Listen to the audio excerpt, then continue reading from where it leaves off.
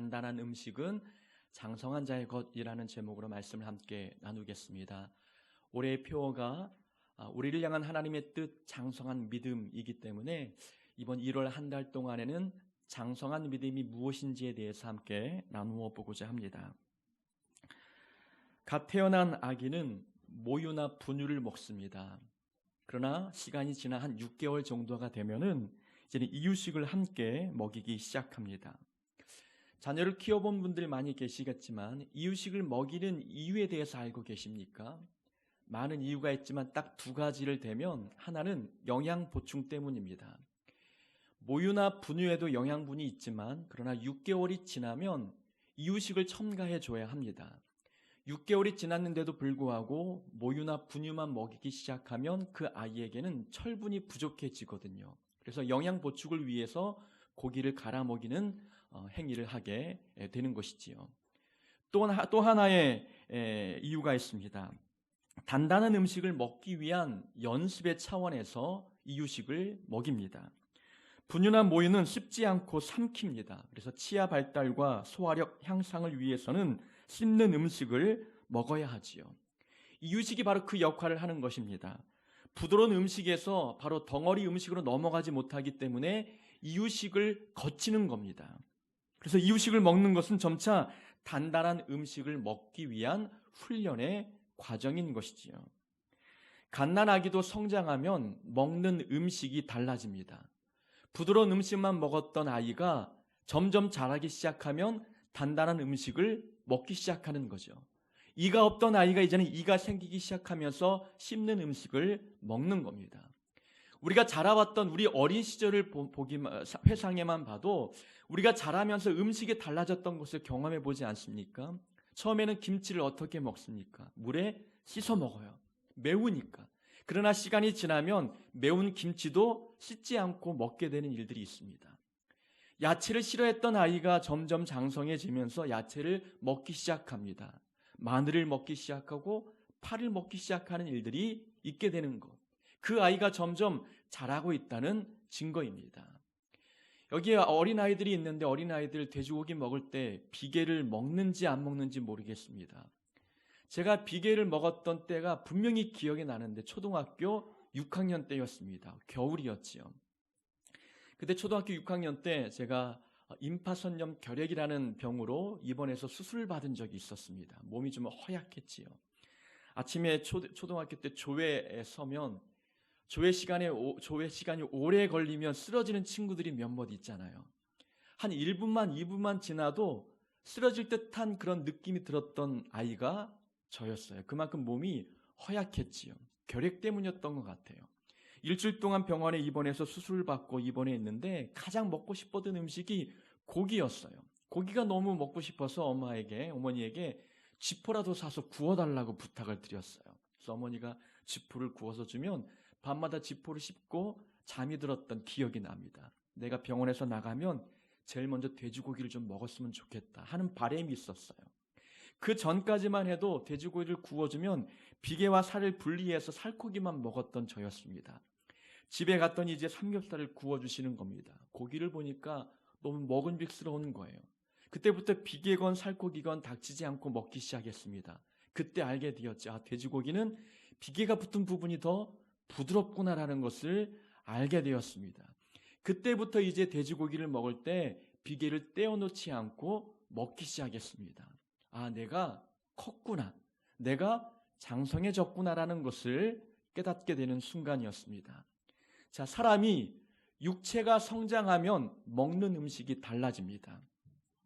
육체가 성장하는 데 있어서 음식이 달라지지 않으면 성장도 중단이 됩니다. 그래서 단단한 음식을 먹으면 육체가 성장하고 성장한 사람은 또 단단한 음식을 먹게 되어 있습니다. 우리 지난 시간에 말씀을 들었습니다. 성장과 성숙의 차이가 무엇인지 말씀을 들었지요. 성장은 생물학적인 성장을 의미합니다. 눈에 보이는 부분이 커지는 거예요. 키가 자라고 몸무게가 늘어나는 것, 이것은 성장입니다.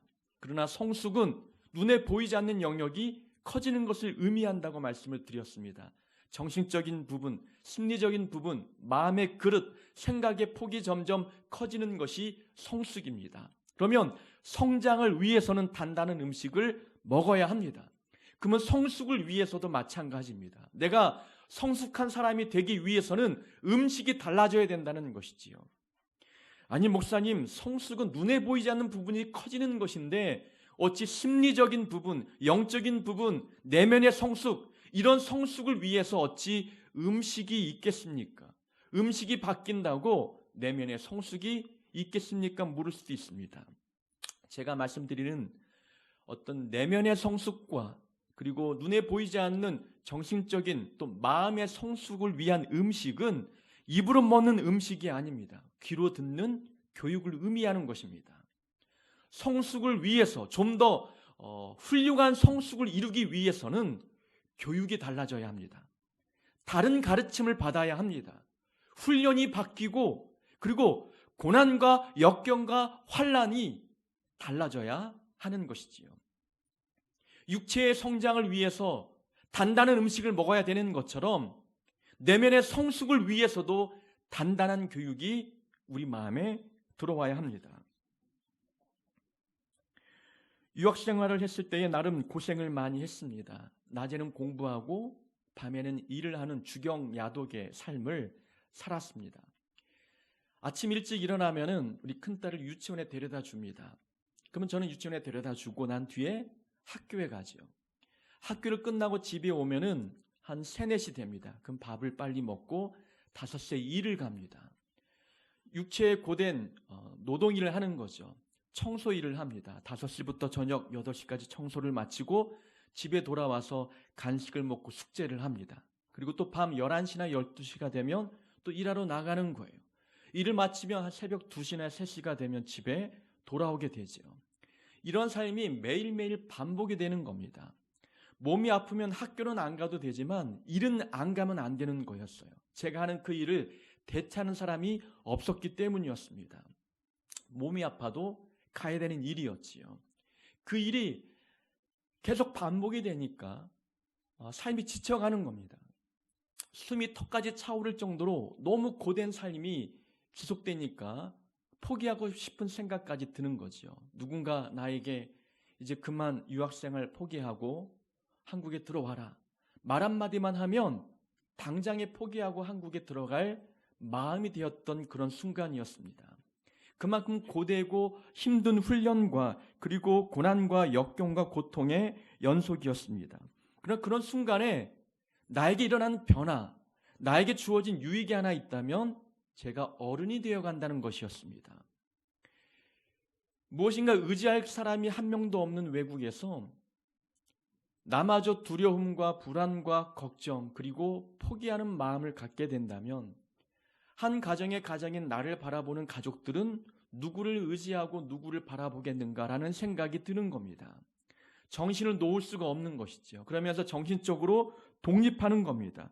부모님으로부터 심리적으로 독립하게 되고 물질적인 독립과 마음의 독립, 홀로서기의 훈련을 받게 된 것이지요. 아, 내가 점점 어른이 되어가는구나. 내가 성숙해지는구나라는 것을 경험하게 되는 순간들이었습니다.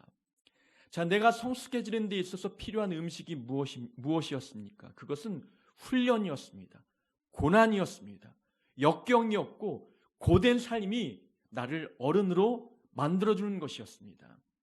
한국과는 전혀 다른 환경에 제가 떨어져 나왔지 않습니까? 부모님의 그늘 아래에서 편안하게 삶을 살다가 의지할 곳이 아무도 없는 그런 척박한 환경에 내동댕이 친 겁니다. 나 혼자 서야 되는 상황에 내몰린 거죠. 무엇인가 훈련의 환경으로 들어간 것입니다. 훈련의 환경에서 받았던 훈련들은 지금까지 받아보지 못했던 고난의 훈련들이었습니다. 그런 단단한 훈련을 마음에 경험하고 보니 내면의 성숙이 일어나기 시작했던 것이지요. 육체의 성숙을 위해서 단단한 음식을 먹어야 하듯 내면의 성숙을 위해서도 우리는 단단한 훈련, 고된 역경, 좀 더 다른 교육들을 받아야 합니다. 그런 교육과 훈련과 가르침을 통해서 우리의 내적인 성숙들이 일어나는 것입니다. 오늘 본문에 보니까 히브리서 기자는 단단한 음식은 장성한 자의 것이다 라고 말씀하고 있습니다. 여기서 말씀하는 단단한 음식은 교육을 의미하는 겁니다. 가르침의 내용을 말씀하고 있는 것이지요. 우리가 지난 시간에는 고린도 전서에 대한 말씀을 함께 들었습니다. 근데 바울이 고린도 전서를 기록했는데 고린도 전서 3장에는 이 단단한 음식을 밥이라고 표현했습니다. 고린도 교인들에게 편지를 썼던 바울, 그는 고린도 교인들을 교육하기 위해서 편지를 썼는데 이렇게 언급했습니다. 내가 너희를 젖으로 먹이고 밥으로 아니하였노니 너희가 감당하지 못하기 때문이다. 아직 고린도 교회 성도들이 어리기 때문에 밥을 먹일 때가 아니라는 거죠. 젖을 먹일 때라는 겁니다. 어려운 가르침은 그들에게 이해하기 어려운 교육이기 때문에 이해하기 쉬운, 목으로 넘기기 쉬운 젖과 같은 부드러운 가르침을 준다라는 것이 바울의 고백이었던 것이지요. 단단한 음식, 밥, 이런 표현은 교육의 내용을 말하는 겁니다. 좀 더 받아들이기 어렵지만 먹어야 할 교육, 소화하기 힘들지만 그래도 들어야 할 교육들이 단단한 음식이었고 밥이었습니다. 이 본문에서 히브리서는 저자가 누구인지 밝혀지지 않고 있습니다. 그래서 우리가 히브리서 기자라고 표현해 보면은 히브리서 기자가 말하고 싶었던 단단한 음식이 무엇인가라는 겁니다. 좀 설명이 좀 어렵습니다. 설교를 준비하면서 어떻게 이해를 시키면 좋을까 생각하다가 그냥 간단하게 요약해서 말씀을 드리겠습니다. 자, 히브리서 기자는 히브리서를 읽게 된 독자들, 유대계 그리스도인들에게 예수님의 우월성을 강조하고 싶었습니다. 예수님이 어떤 역할을 하셨던 분이냐? 예수님은 하나님과 우리와의 사이를 연결시켜주는 중보자 역할을 감당하는 분이다라는 것을 가르쳐주고 싶었어요. 그러기 위해서는 이 히브리서를 읽게 된 이 그리스도인들은 과거에 유대교를 믿었던 자들이거든요. 유대교를 믿었던 자들은 구약 성경에 능통한 자들이었어요. 그러면 그들에게 중보자 예수님을 설명하기 위해서 구약의 대제사장을 언급해야만 했습니다. 왜냐하면 구약의 대제사장은 하나님과 백성의 사이를 이어주는 역할을 하는 그런 직분자였기 때문이지요. 그래서 예수님이 중보자인 것처럼 구약의 대제사장이 하나님과 우리 사이를 이어준 것처럼 예수님이 우리의 영원한 대제사장이 되신다라는 것을 가르쳐주고 싶었던 것입니다. 왜냐하면 유대교를 믿었던 자들이 예수 믿고 변화되어 그리스도인이 되었잖아요. 그러나 주변에 다른 유대교를 믿는 유대인들이 핍박하는 겁니다. 그 핍박이 너무 힘드니까 내가 예수를 포기하고 과거 유대교로 돌아가고 싶은 자들이 많았던 것입니다. 그런 상황에서 히브리서 기자는 예수님이 유일한 중보자시다. 예수님이 유일한 구원자 되신다. 우리의 영원한 대제사장이 되신다는 것을 강조하고 싶었던 겁니다. 그래서 그러면 예수님이 우리의 영원한 대제사장이 된다라고 말하면 대제사장은 누가 시초냐면 구약의 아론이 시초였습니다. 모세의 형 아론이 제사장의 시초였어요. 그래서 아론의 후손들이 제사장이 되었고 아론은 더 위로 올라가면 조상이 레위였어요. 야곱의 세 번째 아들 레위 지파의 후손 중에 아론이 태어난 겁니다. 그러면 다른 레위 후손들은 성전 봉사 일을 돕는 일을 했고 아론의 후손들이 이제 제사장의 역할을 감당했어요. 그러면 대제사장을 언급할 때에는 아론의 반차를 따른 대제사장 이렇게 언급해야만 맞습니다. 그런데 히브리서 기자 오늘 본문 11절부터 보았는데 10절에 보면은 멜기세덱의 반차를 따른 대제사장이라고 설명하고 있어요. 이 구약에 능통했던 유대인들은 아론의 반차를 따른 제사장은 들어봤어도 멜기세덱의 반차를 따른 제사장은 들어본 적이 없거든요.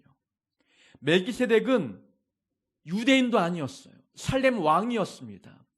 아론의 후손도 아니었고 아론보다 더 윗세대 사람이었어요. 레위 지파보다 레위보다 더 윗세대 사람이었고 아브라함과 동시대에 있었던 사람이었어요. 이 히브리서 기자는 멜기세덱을 언급하면서 예수님이 아론보다 큰 자라는 것을 강조하고 싶었던 거라는 것이지요. 그래서 멜기세덱의 반차를 따른 대제사장이라고 언급했던 거였어요. 자, 우리도 이해하기 어려워요. 근데 유대인들은 본인들이 갖고 있는 고정관념들이 있잖아요. 대제사장은 아론의 후손이야. 멜기세덱 들어본 적이 없죠. 히브리서 기자의 가르침을 받아들이기 위해서는 자기의 생각을 내려놓아야만 합니다. 자기의 가치관을 포기해야 되는 거죠. 자기의 기준을 내려놓아야만 그 가르침을 받아들일 수 있다는 것입니다. 고정관념 편견을 포기하지 않고는 이 하나님의 말씀을 받아들이기 어렵다는 것이지요. 그래서 히브리서 기자가 말하는 겁니다. 멜기세덱에 관하여는 우리가 할 말이 많으나 너희가 듣는 것이 두나무로 설명하기 어렵다. 때가 되어서 너희들이 가르치는 교사가 되어야 되는데 아직까지 어린아이처럼 젖만 먹는 상태가 되어 있구나. 그래서 이 어려운 내용들을 이해하기 어렵다고 표현하는 거예요. 그러니까 하나님의 말씀 중에는 우리가 받아들이기 어려운 말씀들이 있다는 거예요. 소화하기 어려운 하나님의 말씀들이 있다는 것이지요. 오늘날에도 우리가 하나님의 말씀을 받아들이기 위해서는 내 생각과 기준을 포기해야 되는 부분들이 있습니다. 하나님의 말씀 중에는 내 마음에 거부감을 일으키는 내용들도 있다는 것이지요. 내가 장성하지 못한 연고 때문입니다. 우리가 나에게 있어서 거부감이 드는 가르침이 무엇입니까? 여러분들에게 어떤 말씀이 들어가면 그것이 마음에서 소화되지 못하고 토해내는 일들이 있는 그런 가르침이 무엇입니까? 제가 보니까 많은 성도님들이 시험에 드는 가르침 두 가지를 꼽으라면 하나는 책망하는 메시지고 또 하나는 헌금에 대한 메시지입니다. 다른 내용들도 사람마다 받아들이기 어려운 부분들이 있지만 대부분 책망을 들을 때, 헌금에 대한 내용을 들을 때 시험에 드는 일들이 많습니다. 이 두 가지 주제가 내 마음에 들어올 때 우리는 그것을 잘 씹어서 잘 소화시킵니까? 아니면 내 마음에 소화하기 힘들어서 그것을 뱉어내 버립니까? 내가 알고 있는 관념, 내가 지금까지 붙들었던 가치관, 이것을 내려놓아야만 책망도 받아들이고 헌금에 대한 주제도 소화할 수 있다는 것이지요. 그래서 우리가 성장하지 아니하면 소화하기 어려운 부분들이 있다는 것입니다. 책망하는 건 누가 듣고 싶겠어요? 지적하는 그 가르침을 누가 기쁨으로 받아들이겠느냐라는 겁니다. 그러나 성장한 사람, 성숙한 사람들은 그것을 소화하고 받아들이지요. 제가 서울 목청교회 부임했을 때에 가장 부담되는 사역이 있었습니다. 그 사역 중에 하나가 찬양을 인도하는 사역이었어요. 어느 교회를 가나 찬양 인도를 쭉 해왔기 때문에 찬양 인도 자체가 어려웠던 것은 아니었습니다. 근데 부담이 됐던 것은 연주자들이 프로였어요. 다 월급을 주고 사례를 주고 데려왔던 분들이었기 때문에 다 전공자들이었어요. 피아노 치는 자도 전공자, 기타 치는 자도 전공자, 특별히 드럼을 연주하는 분은 실용음악과를 졸업했고 그것도 수석으로 졸업했던 친구였어요. 그 당시 청년이었는데 또 여러 가수들과 협업할 수 있을 만큼 실력이 뛰어난 자였습니다. 그 친구가 이제 금요 저녁 찬양 인도 그리고 주일 11시 예배에 드럼을 연주하는 자였어요. 주일 저녁 예배 때 드럼을 맡았던 분은 저보다 나이도 많았고 그분은 재즈 드럼을 굉장히 잘 치는 분이었어요. 프로였지요. 그분은 재즈 카페 같은 곳에서 가수들 뒤에서 재즈 드럼을 치는 분이었습니다. 그런 분들과 함께 찬양을 인도한다는 것은 이것은 인도자에게 부담이에요. 이 악기를 다루는 분들은 자기 색깔이 강하거든요. 자기가 하고 싶은 연주가 있다는 겁니다. 과거에 찬양 인도를 하다 보면은 대부분 연주하는 분들이 말을 잘 안 들을 때가 있거든요. 저의 기준은 교회에서의 찬양은 콘서트가 아니기 때문에 화려한 연주는 저는 좀 자제하는 편입니다.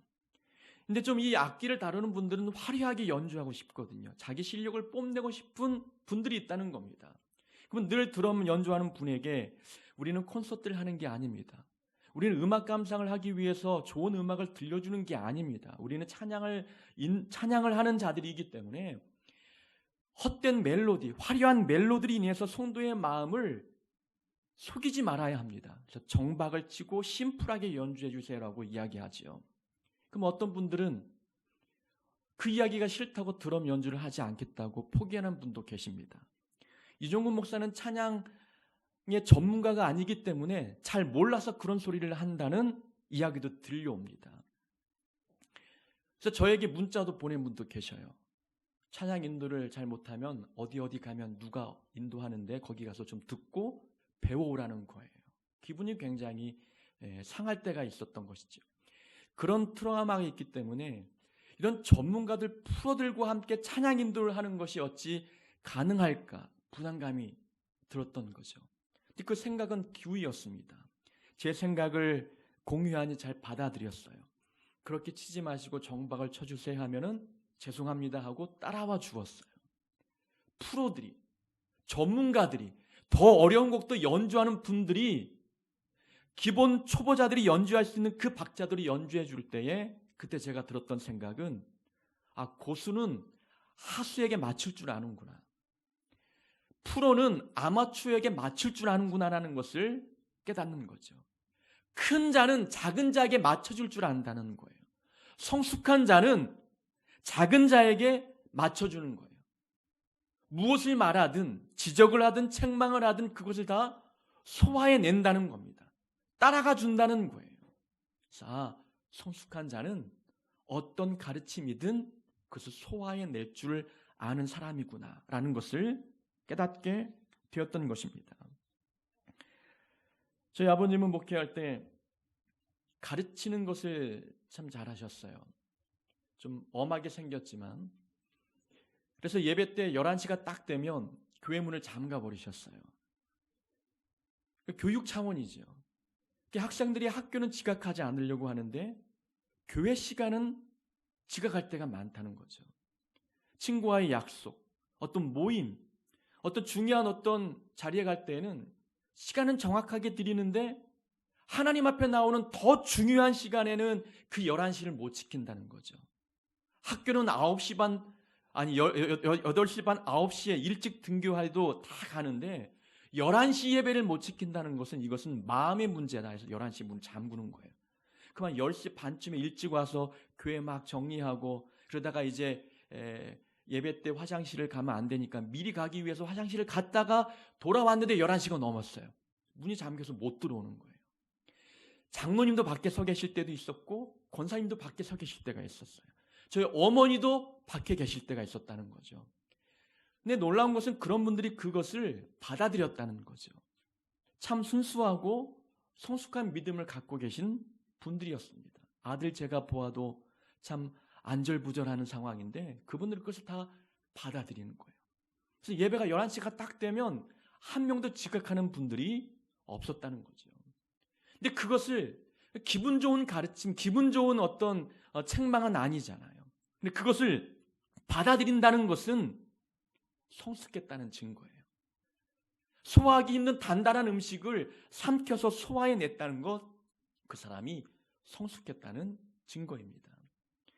다윗이 위대한 왕이 되었던 것은 그가 완벽한 사람이기 때문이 아니었습니다. 다윗은 우리아의 아내 밧세바를 뺏어오기 위해서 우리아를 맹렬한 전투에 나가 죽게 만든 사람이었어요.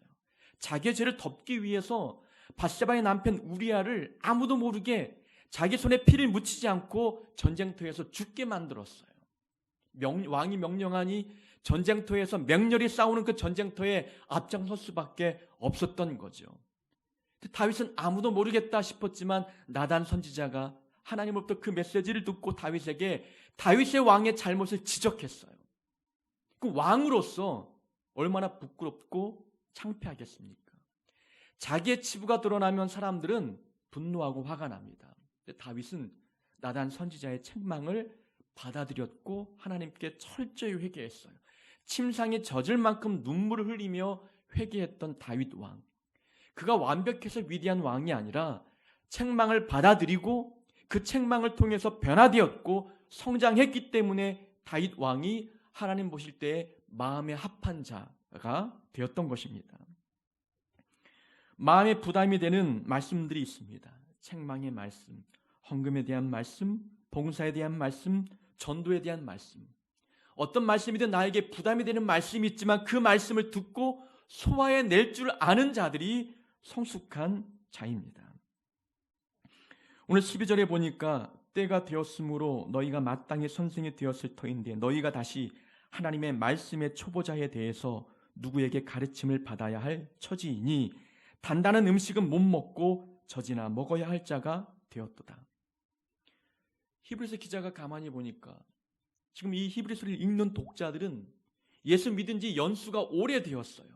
그러니까 때를 보니까 연수가 오래되어서 남을 가르칠 만한 교사가 될 만한 사람들이 여야만 하는데 아직까지 누군가에게 초보적인 것을 배워야 할 젖먹는 아이의 수준에 머물러 있다는 겁니다. 시간이 지나면 성장해야 되는데 교사가 되어야 되는데 아직 학생의 수준에 머물러 있다는 말씀입니다. 왜 그럴까라는 겁니다. 이들이 왜 이런 수준에 머물러 있는 것일까? 답이 13절에 나와 있죠. 이는 젖을 먹는 자마다 어린 아이니 의의 말씀을 경험하지 못한 자요. 문제의 원인은 의의 말씀을 경험하지 못했기 때문이라는 겁니다. 자, 말씀을 경험하지 못했다. 이것은 하나님의 말씀을 듣고 그 말씀이 정말 사실인지 그 말씀에 얼마나 큰 위력이 있는지를 시험해 보지 않은 겁니다.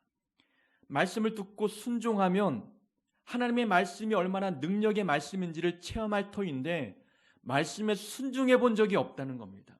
그 말씀대로 살아본 적이 없다는 거예요. 마음에 부담이 되고 소화하기 어려운 말씀이다 보니까 그 말씀을 따르지 못했던 것입니다. 책망의 말씀, 그 이외에 다른 부담되는 모든 말씀들, 그 말씀이 내 마음에 들어왔을 때에 그것에 순종해 보면 정말 하나님 말씀이 맞다는 것을 깨달을 터인데 그런 과정을 거치지 않은 거예요. 듣고만 만 겁니다.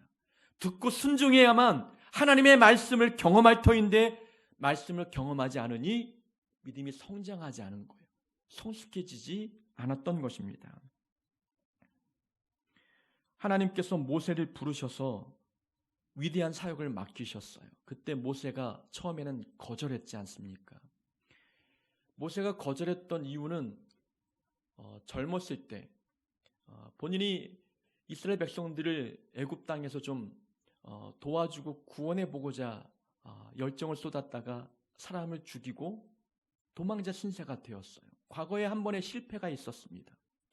나이가 든 노인의 80세가 된 노인이 되었는데 바로왕을 상대로 해서 바로왕을 꺾고 백성들을 끌어낸다는 것은 모세가 생각할 때 불가능해 보였습니다. 그래서 하지 못하겠다고 거절했어요. 여러 번 하나님과 논쟁하며 거절하고 거절했지만 하나님께서 다시금 설득하셔서 모세를 사용하셨어요.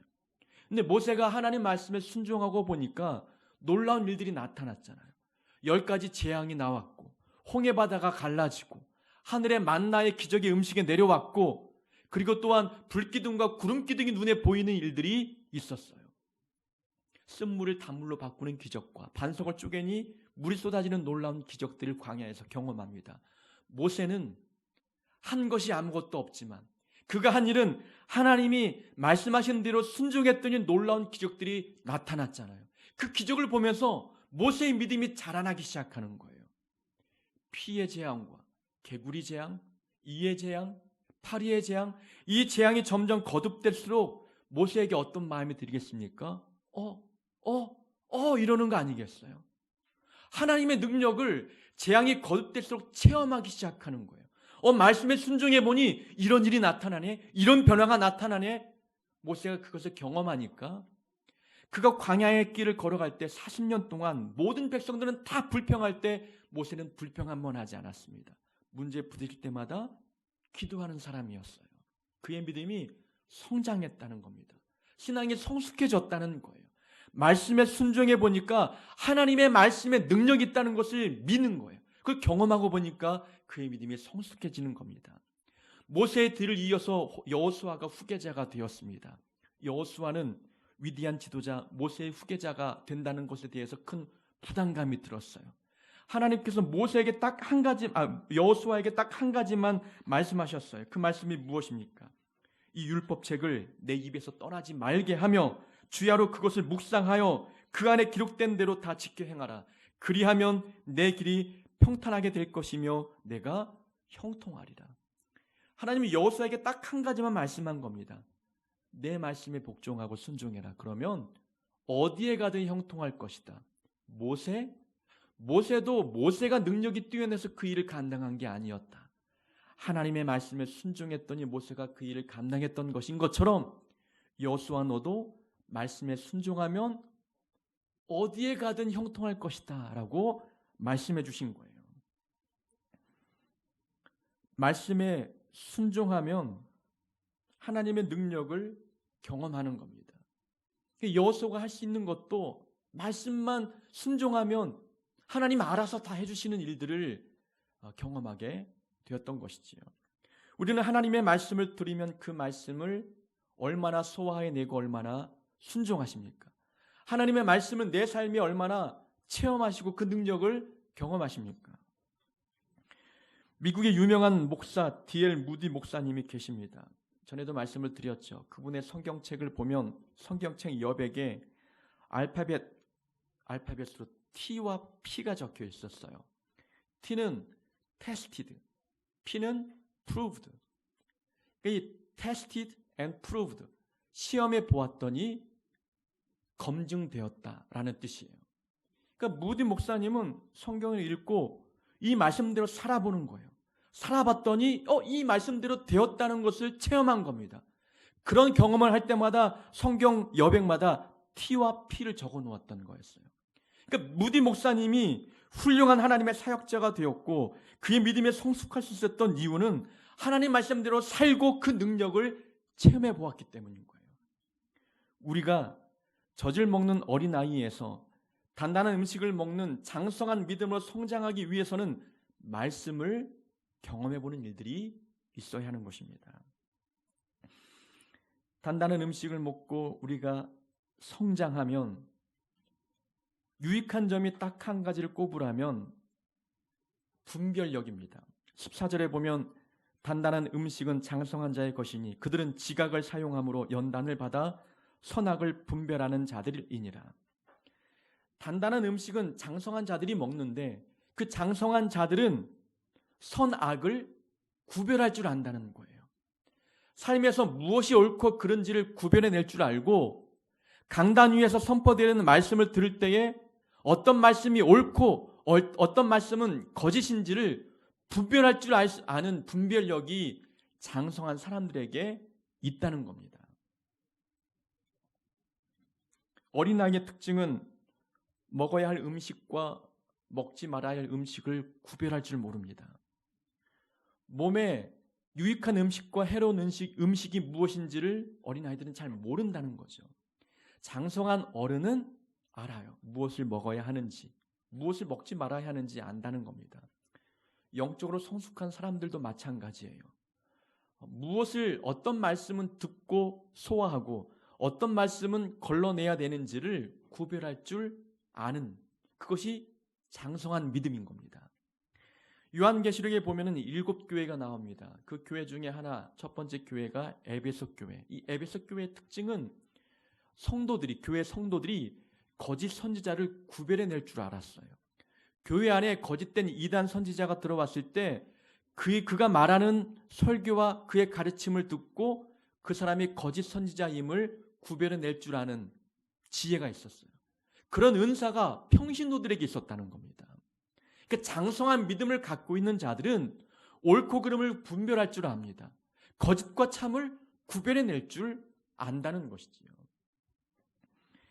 예전에 섬겼던 교회에서 재직 세미나가 있었습니다. 보통 재직 세미나를 하면 서리집사 이상, 서리집사, 안수집사, 권사님, 장로님들이 모여서 말씀을 듣는 시간이에요. 그때 되면 보통 외부 교회 강사 목사님이 오셔서 설교를 하십니다. 강사 목사님이 오셔서 설교를 1시간 정도 하셨는데 제 기억에 남는 내용 딱 2가지가 있었어요. 하나는 당신이 그 교회에 부임해서 추수감사 주일 때 설교를 했더니 그 교회가 설립된 이래로 최고의 헌금이 거쳤다는 거예요. 그래서 추수감사 주일에 모두가 놀랄 만한 금액의 감사헌금이 거쳤다는 이야기 하나. 또 하나는 본인의 차가 고장이 났는데 교회에서 본인의 차를 제니시스로 바꿔주었다는 설교를 하시는 거예요. 그 이야기를 듣고 많은 젊은 집사님들이 분노하고 화가 나고 자괴감에 빠졌어요. 어떤 분은 일어나서 집에 가는 분도 계셨어요. 집에 뒤에서 딱 보니까 씩씩거리는 분들도 몇 분 계시고 참지 못한 분들은 집에 가버리는 거예요. 그 설교 이후에 교회가 한 몇 주 동안 굉장히 시끄러웠습니다. 한간에 들리는 소문은 목사님이 헌금을 걷기 위해서 저분을 강사로 모셨다. 목사님이 차를 바꾸고 싶어서 저분을 강사로 모셨다. 라는 모든 루머들이 돌기 시작했던 거였죠. 저는 그 목사님이 왜 그렇게 설교했는지 이해는 합니다. 그분의 설교에 100% 동의는 하지 않지만 왜 그런 이야기를 했는지는 이해가 가는 거예요. 헌금 이야기를 했던 것은 성도님들이 말씀을 듣고 변화되었다는 것을 설명하기 위한 예화였어요. 말씀을 듣고 마음이 달라졌다. 삶의 주인이 바뀌었다는 것을 말씀해 주었지만 그러나 예화가 적절치 못했던 거였어요. 차를 사줬다는 것은 교회가 그만큼 목회자를 대하는 마음이 달라졌다는 것을 표현한 거예요. 목회자는 성도를 사랑하고 성도는 목회자를 사랑하는 마음이 되었다는 것을 표현하기 위해서 사용한 예화였지만 적절치 못했던 거였죠. 저는 듣고 소화할 것과 뱉어야 할 것들을 구별할 줄 알았던 거죠. 그러나 교회 생활을 오래 했어도 그 의미와 그 의도를 파악하지 못하고 머릿속에 헌금, 머릿속에 자동차 이것만 들어오는 거예요. 버려야 할 것들은 삼키고 삼켜야 할 것들은 버리는 일들이 있다는 거죠.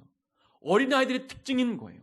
몸에 좋은 야채는 먹지 않고 몸에 해로운 것들만 먹으려는 이 어린아이처럼 성도들 믿음도 그렇다는 거예요.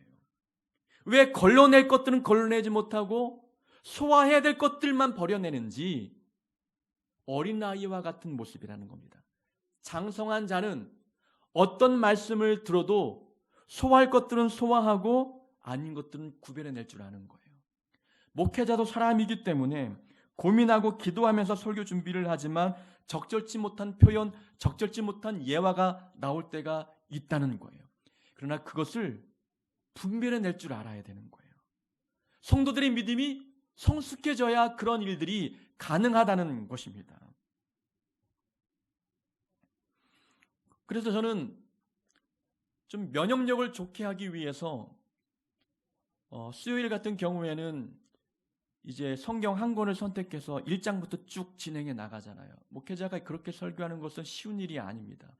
어떤 본문은 묵상하기 어렵고 준비하기 어려워서 이 본문은 좀 뛰어넘어가면 좋겠다.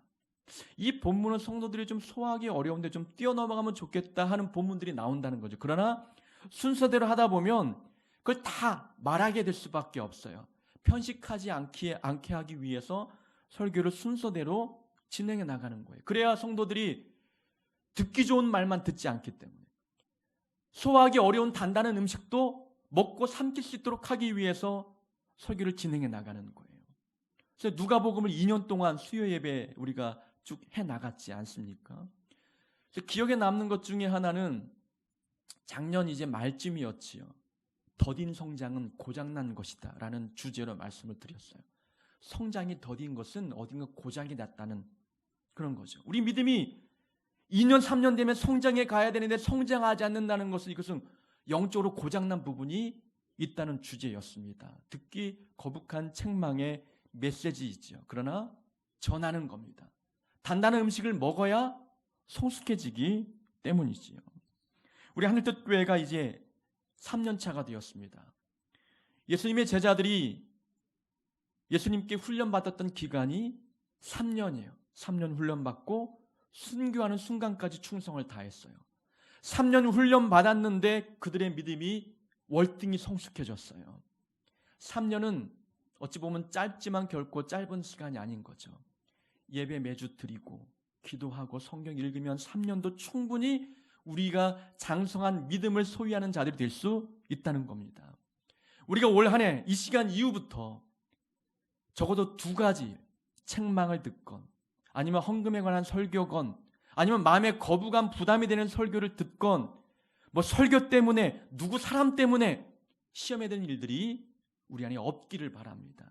그래야 성숙하고 장성한 믿음을 소유한 자가 되는 것이기 때문입니다. 우리가 성숙했다면 단단한 음식도 먹을 줄 알아야 합니다. 단단한 음식을 잘 소화해내서 우리 모두가 다 성숙해지는 하나님의 귀한 자녀 되기를 주의 이름으로 축원합니다.